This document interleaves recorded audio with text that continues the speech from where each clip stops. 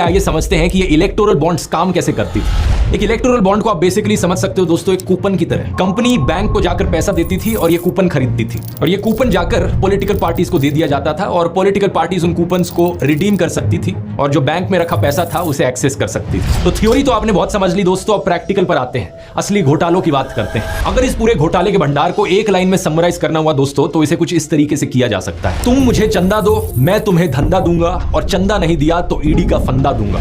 इन सभी घोटालों में 3 एंटिटीज इन्वॉल्व हैं। पहला पॉलिटिकल पार्टी जो सत्ता में है, दूसरा बड़ी बड़ी कंपनियां, और तीसरा आम जनता। इन तीनों के नीचे एक बक्सा रख देते हैं। पॉलिटिकल पार्टी के नीचे जो बक्सा रखा है वो चंदे का डिब्बा है, कंपनी के नीचे जो डब्बा है वो कंपनी के पैसे का डब्बा है, और तीसरा पब्लिक के नीचे जो डब्बा है जनता के पैसे का डब्बा है। अब सोचो, अगर सरकार जनता के डब्बे से पैसे निकालकर कंपनी के डब्बे में डाल दे, और रिटर्न में कंपनी अपने डब्बे से पैसे निकालकर पार्टी के डब्बे में डाल दे इलेक्टोरल बॉन्ड्स के जरिए, क्या आप इसे एक स्कैम कहोगे या नहीं कहोगे? ऑब्वियसली एक घोटाला है।